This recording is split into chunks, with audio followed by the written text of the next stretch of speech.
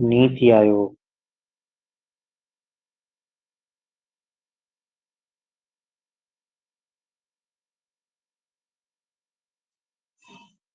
याद है ना सभी को? तो नीति आयोग में हम लोग देख रहे थे कि नीति आयोग का जो स्थापना था वो 1 जनवरी 2015 को स्थापित हुआ। ये दूसरी बात देखे थे कि इसका फुल फॉर्म क्या है? National institution for transforming India, राष्ट्रीय भारत परिवर्तन संस्थान। ठीक है ना? और यह एक जो है नॉन कॉन्स्टिट्यूशनल संस्था है, नॉन कॉन्स्टिट्यूशनल।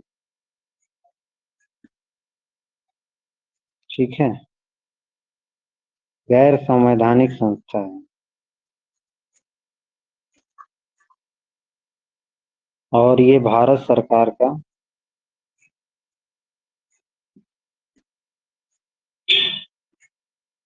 थिंक टैंक का काम करता है।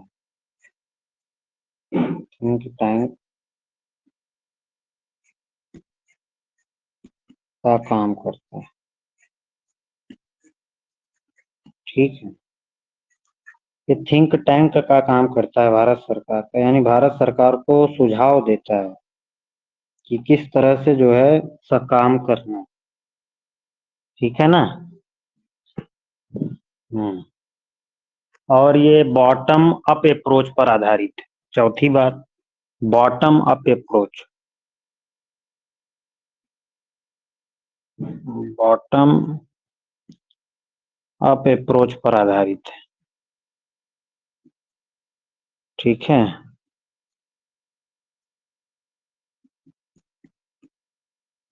बॉटम अप अप्रोच यानी नीचे से ऊपर की अवधारणा पर आधारित है। यानी शुरू से, जैसे जो सबसे नीचे लोगों को पहले सुविधाएं प्रोवाइड करेगा, फिर नीचे से ऊपर।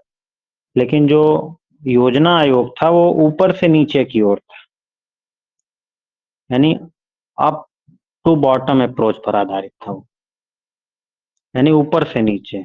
यानी पहले अमीरों को सुविधाएं देता था, फिर गरीबों को। लेकिन ये ऐसा नहीं है, ये सबसे पहले गरीबों को सुविधाएं देगा, उसके बाद ऊपर के तबके को, लोगों को ध्यान दिया जाएगा। ठीक है, इस तरह की विचारधारा पर आधारित। पांचवा है, नीति आयोग का हेडक्वार्टर कहाँ है बेटा? क्यों भाई, नीति आयोग का हेडक्वार्टर कहाँ है? नई दिल्ली। ठीक है, दिल्ली में जो है नीति आयोग का हेडक्वार्टर है। और नीति आयोग के हमने बताया था 2 हब हैं, 2 हब हैं नीति आयोग के। पहला है team India hub, team India hub. और दूसरा है knowledge and innovation hub, knowledge and innovation hub. ठीक है ना? इतनी बात तो सभी को क्लियर थी? क्यों बेटा, सभी को यहां तक हम लोगों ने उस दिन किया था है भाई? जी हाँ सर, नीति आयोग के 7 स्तंभ भी हो गए थे। हाँ, नीति आयोग के 7 स्तंभ भी हैं, उसको हम लोग लिख लिए थे, फिर से लिख देता हूँ। वो इम्पोर्टेंट है, नीति आयोग के देखो टॉपिक इम्पोर्टेंट है, इसके क्वेश्चन आते रहते हैं एग्जाम में। तो नीति आयोग के 7 पिलर हैं, 7 पिलर हैं, 7 स्तंभ हैं। ठीक है ना? पहला क्या था बेटा? Pro people, pro people. ठीक है, हिंदी में बोलेंगे जन समर्थक, जन समर्थन, जन समर्थक। और दूसरा क्या था? Pro activity, pro activity. इसको बोलते हैं, हिंदी में भी यही बोलेंगे। और तीसरा है भागीदारी। भागीदारी, भागीदारी को क्या बोलेंगे? पार्टिसिपेशन। पार्टिसिपेशन। चौथा क्या है? चौथा है सशक्तिकरण, एम्पावरिंग।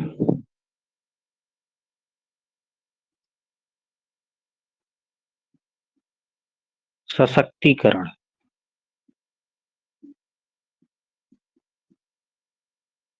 ठीक है। पांचवा, सभी को शामिल करना। ये सभी को शामिल करके चलता है। इसका मतलब inclusion of all. Inclusion of all. Sixth क्या था? समानता, इक्वालिटी। समानता, इक्वालिटी। ठीक है। सेवेंथ क्या था बेटा? पारदर्शिता। पारदर्शिता, पारदर्शिता मीन्स, नमस्ते बेटा, नमस्ते। पारदर्शिता मतलब ट्रांसपेरेंसी, यानी इसके काम में ट्रांसपेरेंसी है, कोई भेदभाव नहीं है, जो है सामने है। ठीक है ना, ट्रांसपेरेंसी है। ठीक है, तो ये नीति आयोग के 7 स्तंभ हैं जो आप लोगों को ध्यान में, 7 pillar of the NITI Aayog. तो ये कुछ बेसिक बातें हम लोगों ने की थी। अब हम लोग आगे बढ़ते हैं। 8th पॉइंट देखिए। नीति आयोग जो है सहकारी संघवाद पर आधारित है। किस पर आधारित है? सहकारी संघवाद की भावना पर आधारित। नीति आयोग जो है सहकारी संघवाद पर आधारित है। ठीक है, पर आधारित है। सहकारी संघवाद मतलब समझ रहे हो ना, कोऑपरेटिव फेडरेशन पर आधारित है। नीति आयोग जो है कोऑपरेटिव फेडरेशन की भावना पर आधारित है, और उसी को लेके जो है सरकार को जो है सुझाव देता है। नहीं, ये समझते हो कोऑपरेटिव फेडरेशन होता क्या है? क्यों भाई?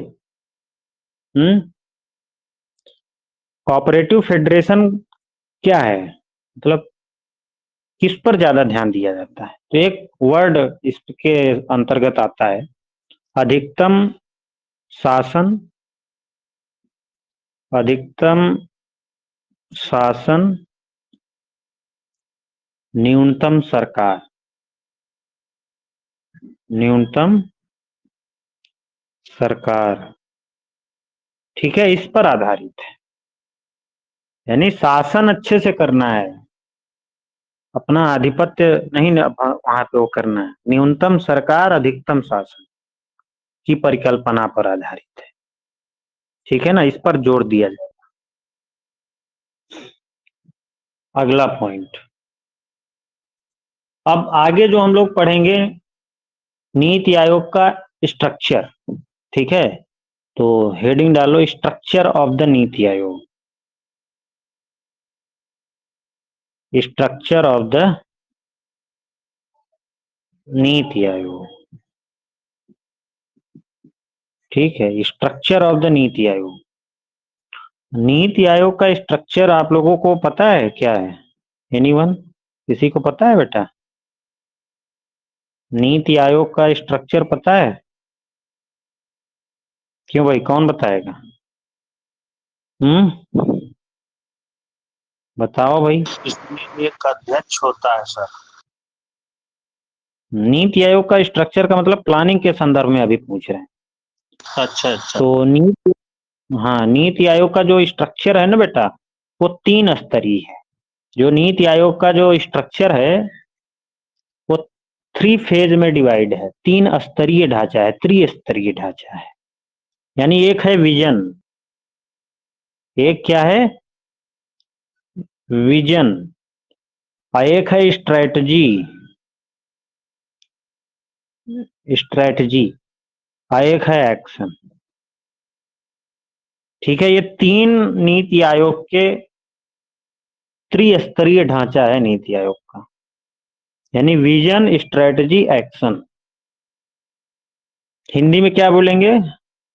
विजन लिख लो, विजन, और स्ट्रेटजी को रणनीति बोलेंगे।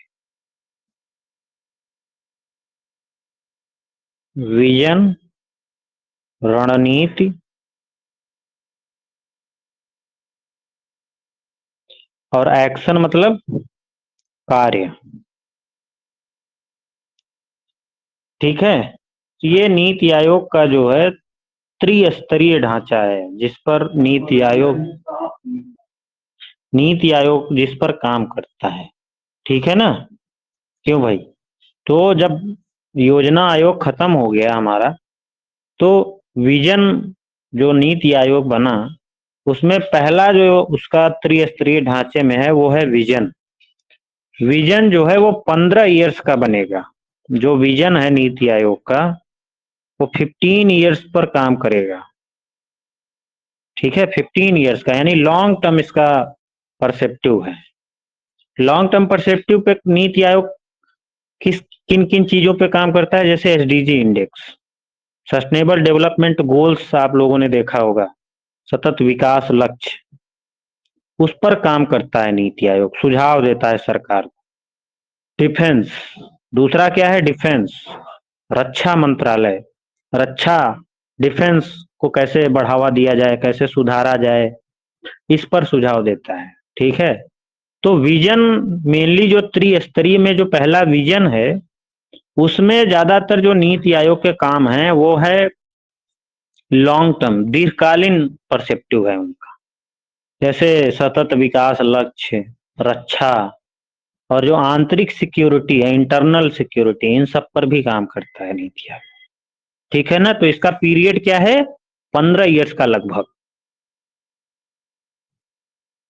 चलिए, अब दूसरा है स्ट्रेटजी, रणनीति। अब भैया इन सब चीजों के लिए रणनीति भी तो चाहिए। जो आप विजन बनाए हो, उस चीज के लिए इम्प्लीमेंटेशन उसका किस तरह से होना चाहिए, उसके लिए कुछ पॉलिसी वॉलिसी बनाएगा ना नीति आयोग। तो रणनीति ये मिड टर्म होती है, ये लॉन्ग टर्म है, ये मिड टर्म है, ये 7 ईयर्स पर, 7 ईयर्स। और एक्शन, अब भाई कार्य भी तो करेगा, तो ये शॉर्ट टर्म होता है, 3 ईयर्स। ठीक है भाई, समझ में आया कि नहीं? हाँ बेटा। जी सर। हाँ,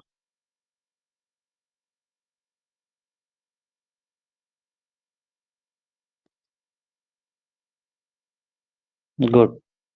तो देखो, ये जो विजन है ये 2017-18 से शुरू हुआ, 2017-18 से विजन स्टार्ट है, 2031-32 तक, 2031-32 तक, 17-18 से 31-32 तक विजन है लगभग। ठीक है ना? लॉन्ग टर्म पर आधारित। और स्ट्रेटजी 2017-18 से 2023-24, 23-24। ठीक है, विजन स्ट्रेटजी क्या है? 2017-18 से 23-24।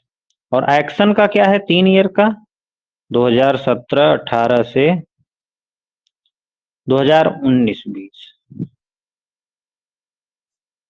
तो ये अभी कार्य चल रहा है, फिर इस पे आएंगे, फिर इस पे आएंगे, इस पे, ये इस वाले पे हैं। तो लॉन्ग टर्म विजन ये बनाया गया है, अब इस पे रणनीति और कार्य सब चल रहा है। तो इस तरह से जो है नीति आयोग काम करता है। क्लियर है ना सभी को? क्यों भाई, बताओ। हाँ बेटा। गुड। अब आगे बढ़ते हैं। अब नीति आयोग जो है उसका संरचना क्या है, अध्यक्ष और इन सब पे बात करेंगे। ठीक है ना? नीति आयोग तो जो अपना नीति आयोग है उसका एक अध्यक्ष होता है, एक चेयरमैन होता है नीति आयोग का। कौन है इस समय? क्यों भाई, नीति आयोग का अध्यक्ष कौन होता है? जल्दी बताओ तो, फटाफट। है भाई, बताओ भाई, नीति आयोग का अध्यक्ष कौन होता है? बिल्कुल, अभी मोदी जी, प्रधानमंत्री, एकदम सही, पीएम। ठीक है, नीति आयोग का अध्यक्ष कौन होता है? भारत का प्रधानमंत्री। उसके बाद नीति आयोग का एक वाइस चेयरमैन होता है, उपाध्यक्ष। ठीक है, एक वाइस चेयरमैन होता है, उपाध्यक्ष, वाइस चेयरमैन। ठीक है ना, वाइस चेयर। और इसके बाद जो नीति आयोग का जो स्ट्रक्चर है, इसके बाद नीति आयोग में 3 पूर्णकालिक सदस्य भी होते हैं। कितने? 3 पूर्णकालिक सदस्य होते हैं। 3 फुल टाइम मेंबर होते हैं, फुल टाइम मेंबर। यहां से एक बार क्वेश्चन आया हुआ है, फुल टाइम मेंबर कौन होते हैं? 3 पूर्णकालिक सदस्य होते हैं, फुल टाइम मेंबर।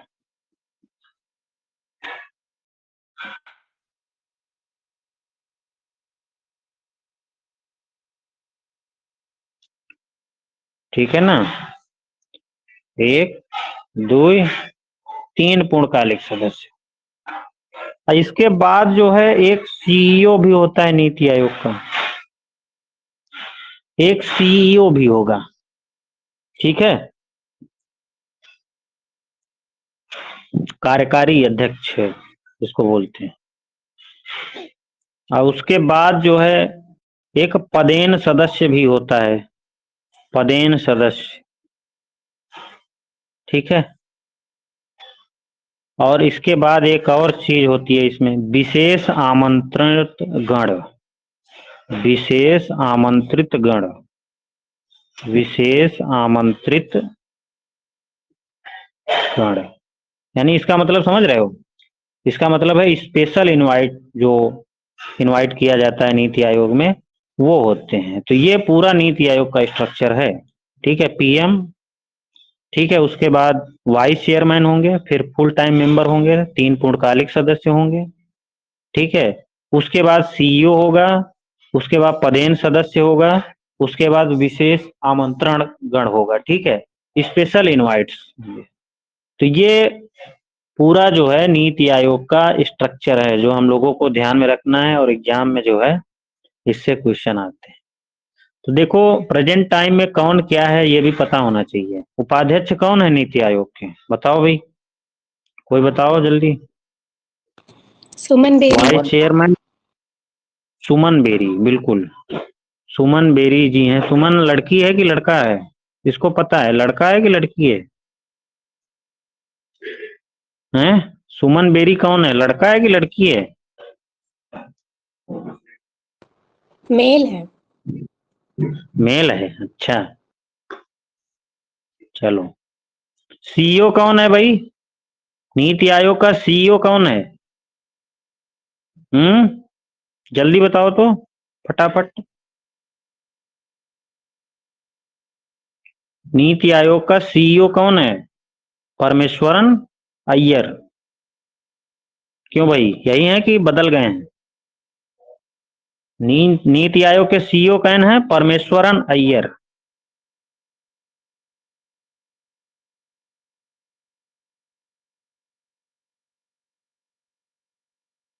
अभी मैं देखो, अभी इसको हटा नहीं रहा हूं, अभी मैं आप लोगों को लास्ट में नीति आयोग की वार्षिक रिपोर्ट दिखाऊंगा। ठीक है, तो उसमें प्रेजेंट टाइम में कौन क्या है वो पूरा स्ट्रक्चर वाइज दिया हुआ है। अभी तो मैंने मोटा मोटा सब कुछ लिखवा दिया है, अभी लास्ट में पीडीएफ शेयर करूंगा स्क्रीन पे, तो आप लोगों को दिखने लगेगा। ठीक है ना बेटा? तो उससे भी काफी चीजें और क्लियर हो जाएंगी। तो ये स्ट्रक्चर हो गया। अब आगे देखते हैं हम लोग। अब आगे जो हम लोग बात करेंगे 10th पॉइंट, वो है नीति आयोग के इंडेक्स, नीति आयोग के सूचकांक, नीति आयोग के सूचकांक, यहां से काफी क्वेश्चन आते हैं, ठीक है ना। नीति आयोग के सूचकांक से यहां से क्वेश्चन आते हैं। तो नीति आयोग का सबसे महत्वपूर्ण जो इंडेक्स है वो है SDG index, SDG India index, ठीक है। एसडीजी इंडिया इंडेक्स जो है नीति आयोग का सबसे प्रमुख सूचकांक है। Sustainable development goal India index दूसरा है अटल इनोवेशन मिशन, अटल इनोवेशन मिशन, इससे भी क्वेश्चन आया हुआ है यूजीसी नेट में। अटल इनोवेशन मिशन, ठीक है, अटल नवाचार मिशन हिंदी में बोलेंगे। तीसरा है मल्टी डायमेंशनल पावर्टी इंडेक्स, बहुआयामी निर्धनता सूचकांक, एमपीआई। अब देखो एमपीआई आप लोगों को पता है, एचडीआर यूएनडीपी भी जारी करता है एमपीआई को, ठीक है ना। और भारत का नीति आयोग भी, भारत भी नीति आयोग उसका संस्था है जो एमपीआई सूचकांक सर जारी इस करता है। अपने यहाँ जो जारी होता है उसमें 12 संकेतक हैं क्या, और वर्ल्ड हाँ लेवल पर 10 संकेतक हैं? हाँ बिल्कुल, हम बताएंगे इसको।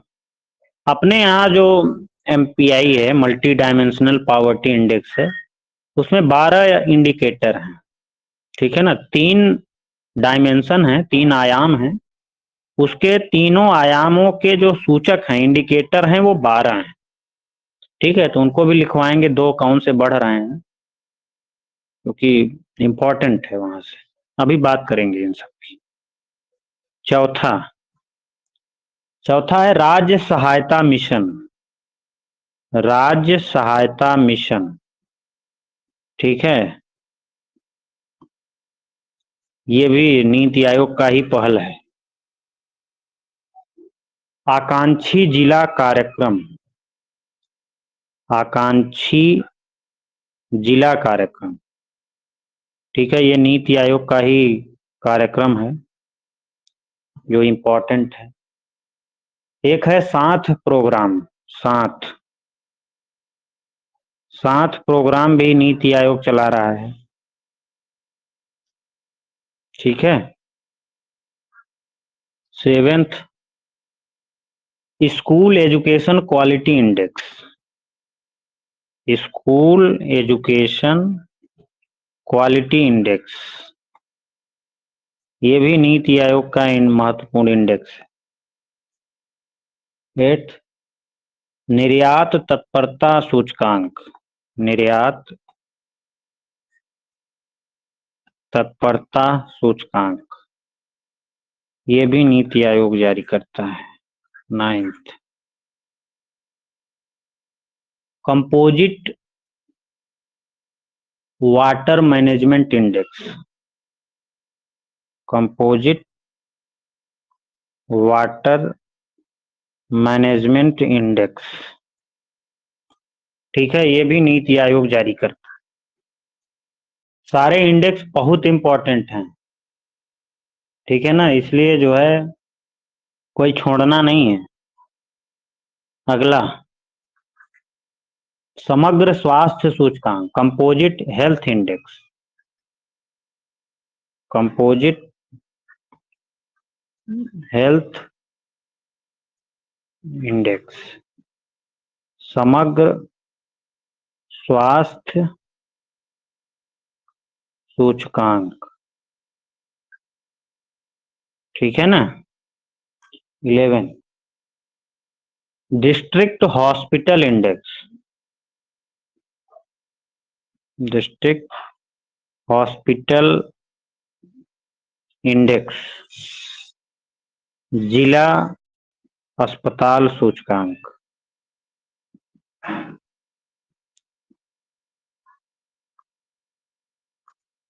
ठीक है ना? क्यों भाई, समझ में आ रहा है सभी को? देखो, मैंने एक चीज इसमें और कर दी है कि इंडेक्स के साथ साथ कुछ जो सरकार के नीति आयोग के जो पहल हैं उनको भी लिखवा दिया है। ठीक है, तो थोड़ा सा उसको भी ध्यान में रखिएगा। 12 एक है लाइफ कार्यक्रम है नीति आयोग का, उससे भी क्वेश्चन आया हुआ है। लाइफ कार्यक्रम पर्यावरण से संबंधित है, इससे भी क्वेश्चन आया हुआ है यूजीसी नेट में। लाइफ कार्यक्रम 2021 में शुरू किया गया इस ये। 13 है ई अमृत कार्यक्रम। ई अमृत भी जो है नीति आयोग के द्वारा चलाया गया है। इलेक्ट्रिक जो वाहन नहीं है उनके लिए ये कार्यक्रम चलाया गया। अगला है, एक है महिला उद्यमिता कार्यक्रम।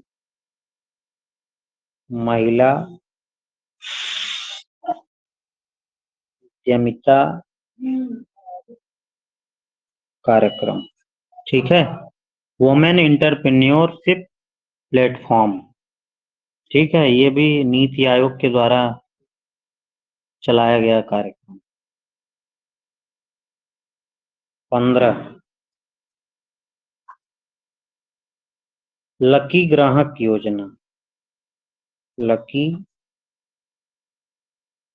ग्राहक योजना, ठीक है, ये भी नीति आयोग का कार्यक्रम है।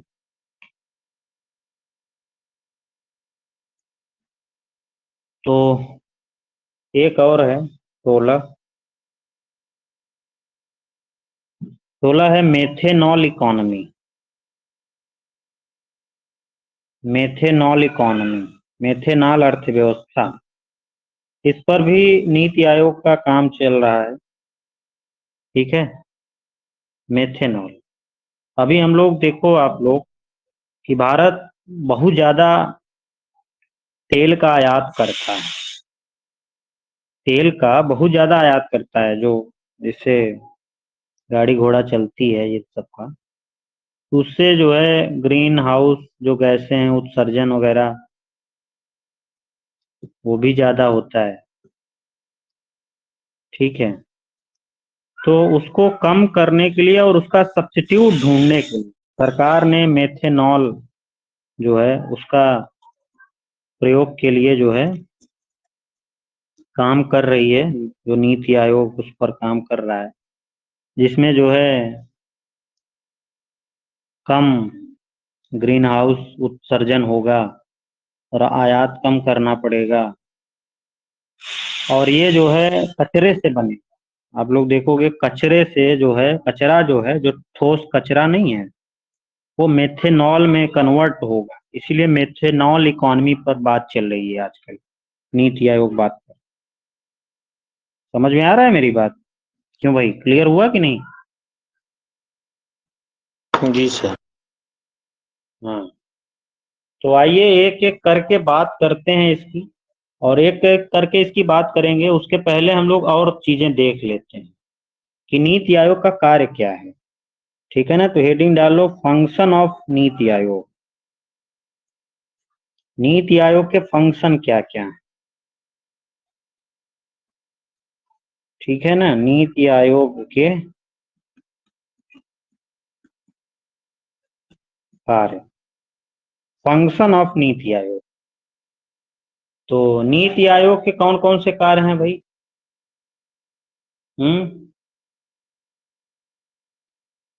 बताओ, नीति आयोग के कौन से कार्य हैं? पहला कार्य है सहकारी संघवाद, कोऑपरेटिव फेडरेशन, सहकारी संघवाद।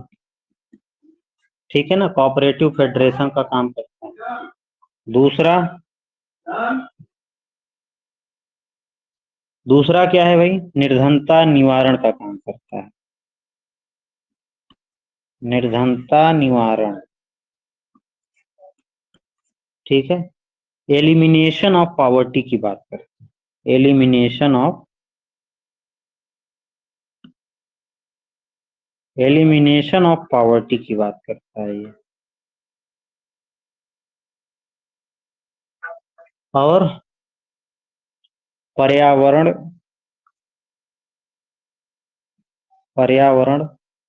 एवं पारिस्थितिकीय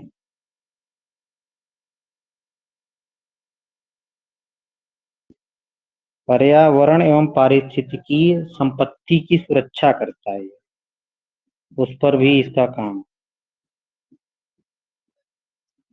ठीक है ना। यानी safeguarding environmental and ecological assets, English में क्या बोलेंगे इसको, safeguarding environmental and ecological assets, पर्यावरण एवं पारिस्थितिकीय संपत्ति की सुरक्षा करता है। क्यों भाई, क्लियर है ना, लिख लिए। चौथा ग्राम स्तर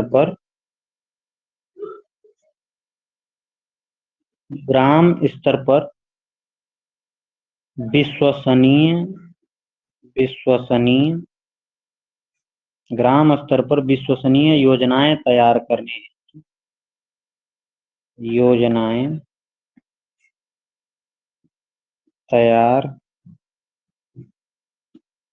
करने हेतु यंत्र या तंत्र स्थापित करना, तंत्र विकसित करना, ठीक है ना। ये भी नीति आयोग का काम।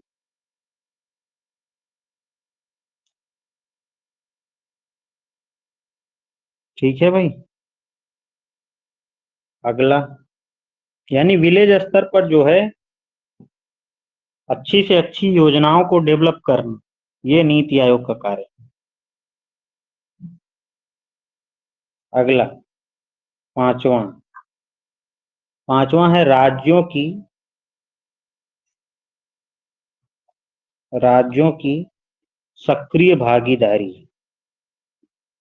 राज्यों की, अभी एक हम लोगों ने एक लिखा है ना, राज्य सहायता मिशन लिखवा है ना, राज्य सहायता मिशन, यानी राज्यों के साथ सहकारी संघवाद मेन एम है ना नीति आयोग, ये सबको साथ लेकर के चलना है।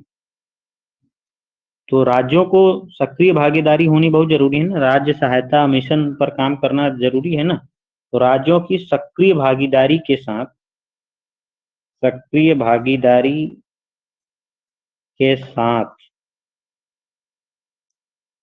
राष्ट्रीय विकास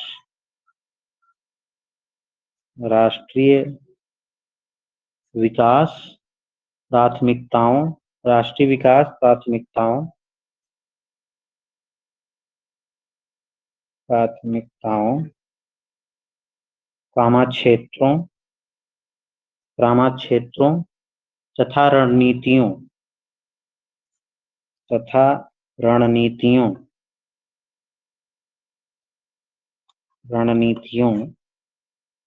की एक साझा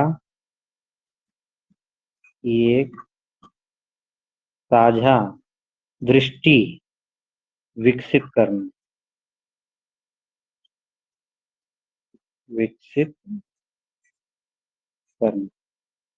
ठीक है ना। क्यों भाई, क्लियर है।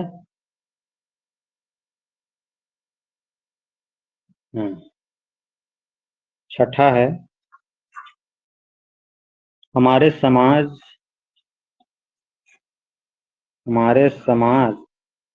के उन वर्गों पर विशेष ध्यान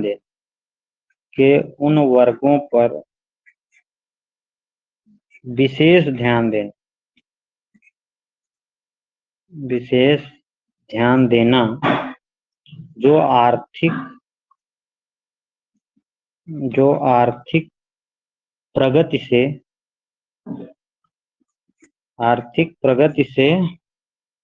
लाभान्वित नहीं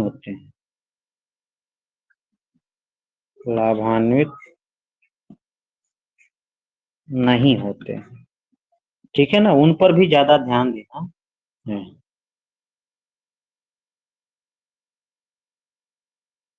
ठीक है, क्यों भाई? तो ये नीति आयोग के कार्य हैं, फंक्शन हैं, जो हमें जो है ध्यान देना है। क्लियर है भाई? हाँ बेटा, बताओ, सभी को क्लियर है यहाँ तक?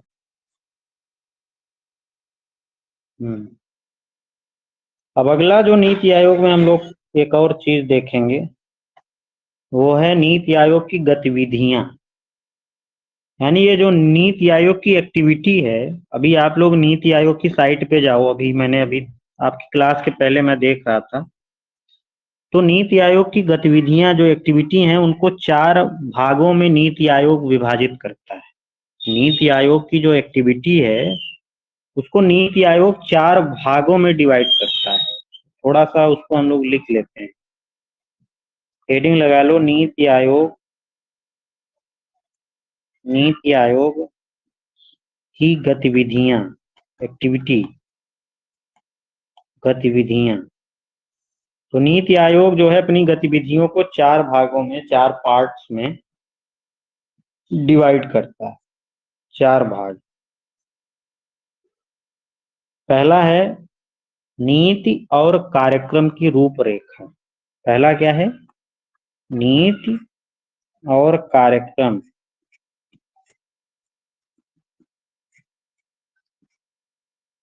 की रूपरेखा, यानी policy and programme framework. Policy and programme framework, ये पहली गतिविधि। इंग्लिश में भी लिख लो, पॉलिसी एंड प्रोग्राम फ्रेमवर्क।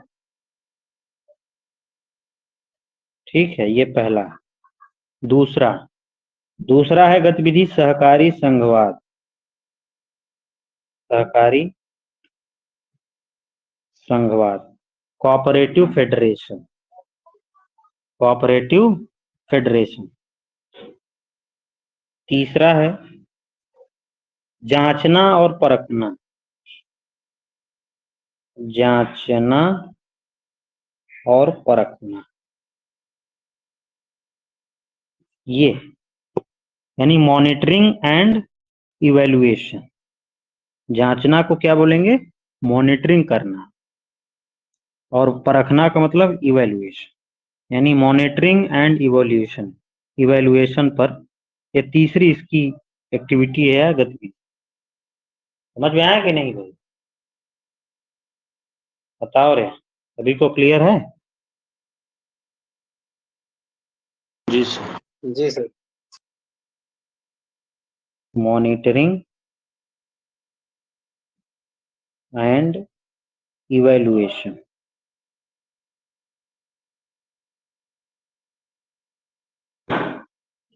चौथी गतिविधि क्या है? चौथी है थिंक टैंक। थिंक टैंक और knowledge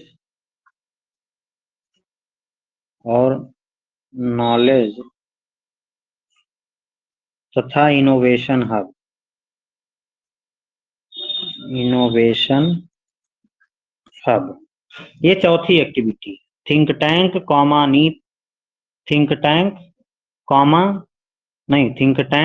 knowledge and innovation hub. ठीक है, ये नीति आयोग के 4 जो है एक्टिविटी हैं, जिनको नीति आयोग 4 पार्ट्स में डिवाइड करता है, जो हम लोगों को याद रखना जरूरी। क्लियर है ना बेटा सभी को? है भाई, बताओ।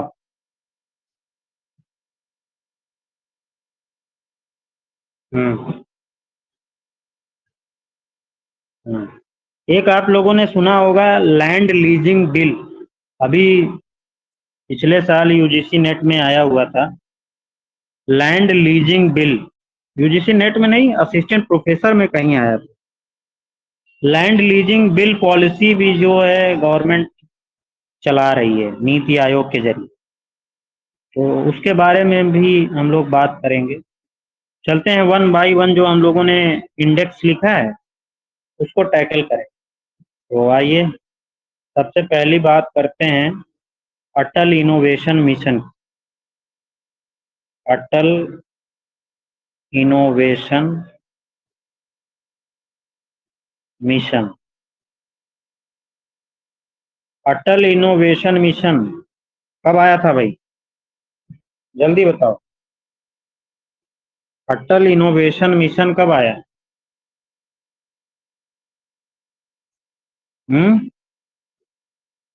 2015 में।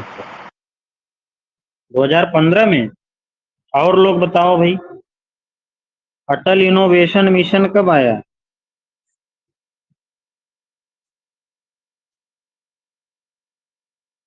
किसी को नहीं पता?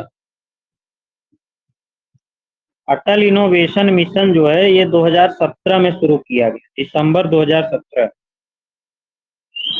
दिसंबर 2017 में शुरू किया गया अटल इनोवेशन मिशन। ये अटल इनोवेशन मिशन करता क्या है भाई, काम क्या करता है ये? यह जो है, यह अटल अटल एटीएल शॉर्ट में कहते हैं, एटीएल। एटीएल अटल टिंकरिंग, अटल टिंकरिंग लैब्स। अटल टिंकरिंग लैब्स की मदद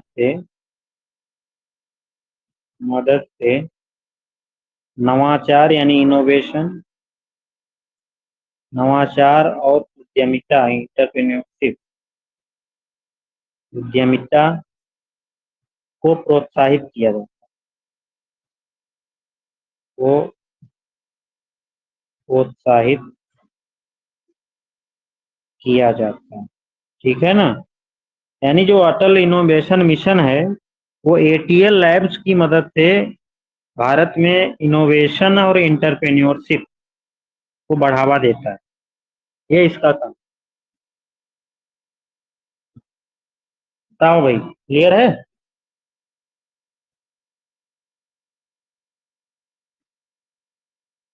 हम्म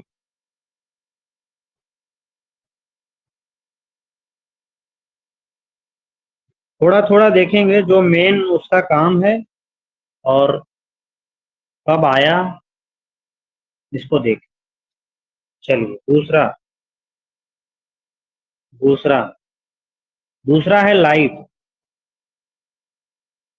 लाइव कार्यक्रम। लाइव कार्यक्रम जो है नीति आयोग के द्वारा चलाया गया है। लाइव कार्यक्रम मतलब समझ लो ना, ये पर्यावरण के लिए जीवन शैली, यानी लाइव जो कार्यक्रम है ये पर्यावरण के लिए जीवन शैली, इस पर काम कर, यानी जीवन के लिए इन्वायरमेंट जो है किस तरह से इम्पोर्टेंट है, उसका हम लोग इतना इन्वायरमेंट को इतना दूषित कर दिए हैं, और उसके लिए नीति आयोग जो है काम करता है कि जीवन के लिए कैसे पर्यावरण को व्यवस्थित किया जाए, उस पर कैसे काम किया जाए, इसीलिए इसका नाम रखा गया है लाइव। और यह कार्यक्रम कब आया पता है आप लोग?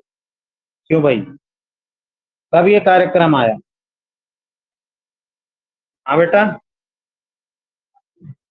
2021 में। कब आया? 2021 में। 2021 में आया, ठीक है ना, 2021 में। और नीति आयोग इसकी जानते हो शुरुआत कब की गई? एक एक कार्यक्रम था UNFCCC का, UNFCCC का एक कार्यक्रम था, उसी कार्यक्रम में मिशन लाइफ की शुरुआत की गई। मिशन लाइफ कार्यक्रम की जो है घोषणा की गई थी नीति आयोग के द्वारा। में मिशन लाइफ की घोषणा की। ठीक है ना?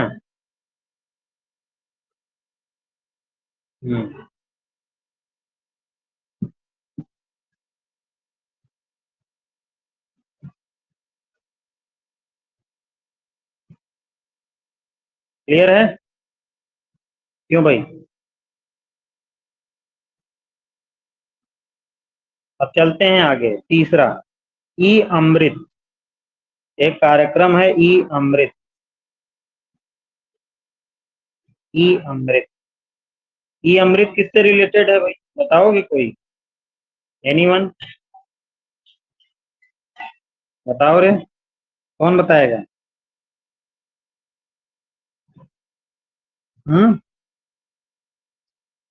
कोई है जो बताएगा इसको?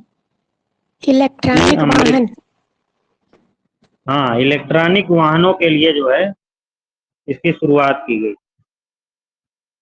इलेक्ट्रिक वाहन मतलब समझ रहे हो इसके लिए हैं?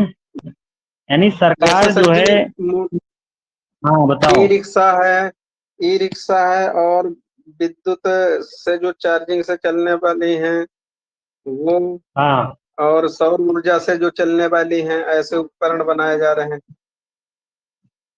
हाँ, यानी ई अमृत जो है ये इलेक्ट्रिक वाहनों पर जागरूकता बढ़ाने के लिए कार्यक्रम है भारत सरकार का। नीति आयोग के जरिए भारत सरकार जो है इलेक्ट्रिक वाहनों पर जोर ज्यादा दे रही।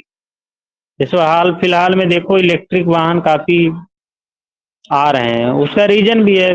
भारत देखो बहुत ज्यादातर जो हमारे यहाँ तेल है वो आयात होता है, और ये रिन्यूएबल एनर्जी नहीं है, मतलब इतनी भी नहीं है कि उसको रिन्यू किया जा सके। इसलिए उसका सब्स्टिट्यूट तो ढूंढना पड़ेगा ना सरकार को। कितने हद तक, आज 70-75 साल हो गया लगभग आज़ादी के, हम लोग इतना ज़्यादा किसी दूसरे देशों के ऊपर निर्भर रहेंगे तो कैसे काम चलेगा। इस पर जो है नीति आयोग जो है ई अमृत के जरिए इलेक्ट्रिक वाहनों पर जो है ज़्यादा ध्यान देने के लिए एक कार्यक्रम चलाया है जिसको बोलते हैं ई अमृत, और इलेक्ट्रिक वाहनों पर स्विच करने के लिए उपभोक्ताओं को जो है प्रोत्साहित करता है। और ये नीति आयोग जो है ये कार्यक्रम अकेले नहीं चलाता है। नीति आयोग के साथ यूके सरकार जो है, ज्वाइंट इनिशिएटिव है इसका यूके सरकार के साथ। तो ये कुछ कार्यक्रम हैं, बाकी के कल देखेंगे। आज यहीं तक करते हैं हम लोग, ठीक है ना बेटा?